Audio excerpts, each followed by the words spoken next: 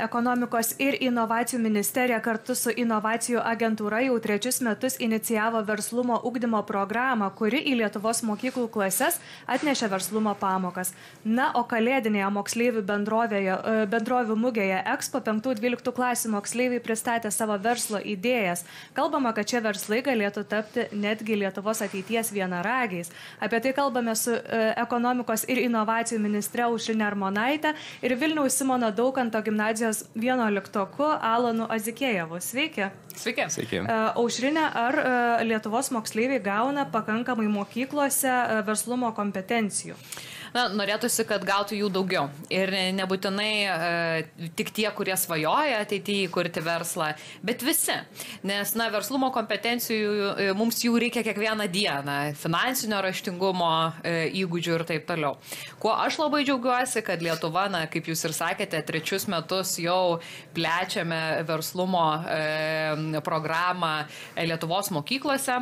Esame pirmieji pasaulyje, kurie skaitmeninio verslumo mokome tokius jaunus vaikus, 5 klasių moksleivius, 6, 7, 8. Kaip tik praeitais metais buvome pirmi pasaulyje su skaitmeninio verslumo programa. Tai tikiuosi, kad na, ir Lietuvos ekonomikai, ir bendrai Lietuvos ateičiai tai yra prasminga programa. Ir kai turim tokių nuostabių pavyzdžių, tai iškart ramiau gyventi dėl ateities. Vyko verslumo mugė, mokiniai pristatė savo idėjas, Alanas dalyvavo, beje, ir jis netrukus apie tai papasakos tikriausiai, bet kam jūsų manimų reikalingos tokios mugės, tokie renginiai?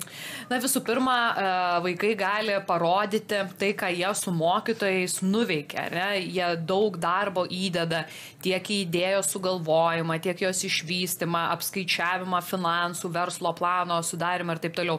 Mugė yra jau ta vieta, kur tu pristatai savo darbą ir pristatai jį greitai pitchindamas ar ne savo idėją mugėje ir taip pat lipdamas ant scenos. Tai aš sakyčiau, kad tu per visus šitus etapus tiek daug išmoksti, kad kartais, na, gal net visko vadovėlėje ir neperskaitysi ar nuo lentos ar nenusirašysi. Tai yra, na, mokymasis per patirtis, per bendradarbiavimą, per kūrybiškumą, o tai būtent ir yra tos savybės, kurių reikia šiandieninėje ekonomikoje. Alanai, ar patvirtinsite, ką Aušrinė sako, ar būtent tuo jums ir pasitarnavo visa šita patirtis? Ar būtent tuos, na, tas savybės savo galėjote atverti, ar būtent taip viskas atrodė?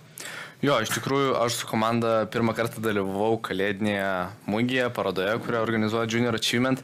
Ir mums buvo nuostaba, nes iš tikrųjų buvo labai didelis kiekis žmonių, jeigu neklystu, buvo virš 100 skirtingų mokinių mokomųjų bendrovių. Ir verslų buvo iš visų miestų, ne tik iš didžiųjų miestų, bet ir iš miestelių. O jų irgi buvo labai daug įvairių, nuo žvakių maisto kūrėjų iki skaitmeninių technologijų. O ką jūs pristatėte? Mes pristatėm vieną iš skaitmeninių technologijų. Tai mano gero draugo klasioko Kornelijaus vystoma idėja yra soc.lt ir mūsų tikslas yra centralizuoti savanorystės paiešką bei duomenų apsikeitimą tarp nepelno siekiančių organizacijų, mokyklų bei mokinių registrų iš Švietimo ministerijos. Na, o su ministrės žodžiais tikrai galiu tik sutikti, per ką viską praėjom per vieną dieną, tikriausiai gyvenime nesu tiek daug praėjęs, tiek pitchinimų, tiek kontaktų, tiek daug šiaip idėjų bei gerų komentarų, tai kalėdinė mugė tikrai buvo labai geras dalykas man. Kas jums asmeniškai buvo sunkiausia? Gal kažką išmokot, kažko nežinojot, kažkur reikėjo kažką įveikti? Jo, tai šiaip per visą procesą tikriausiai buvo kas sunkiausia, kaip ir realiam versle, manau, susiburti gerą komandą, nes mokykloje ypač tas yra labai glaustas ratas ir vienaip ar kitaip mokomosios bendrovės sėkmė ir kaip ir verslo sėkmė priklauso nuo geros komandos. O komanda jinai išliko nuo pradžių iki galo tokia, kokia buvo? Ne, jinai keitėsi, kadangi turime ne vien tik asmenų dirbančių, ne vien tik iš mokyklos, tačiau ir studentų, ir dar, kaip sakoma, outsourcinam, tačiau pagrindiniai, kaip čia, asmenys, vadovai liko kol kas tie patys. Aušrine, kaip jūs apskritai vertintumėt Lietuvos moksleivių supratimą apie verslumą? Ką jie apie tai žino, kiek supranta, kad tai reikalinga? Mūsų moksleiviai yra labai kūrybiški, iniciatyvūs ir drąsūs. Ir tikriausiai tai yra, apie mugę, apie kurią Alanas šneka, 600 berods dalyvių buvo ir tu nenori iš ten išeiti. Tiesą sakant, į tą mugę bet kas gali ateiti, tai tikrai kviečiu po metų, turint galimybę užeiti, tiek daug geros geros energijos. Tačiau norėčiau gal dar pabrėžti, jog yra ne tik moksleivių rolė labai svarbi, bet ir mokytojų.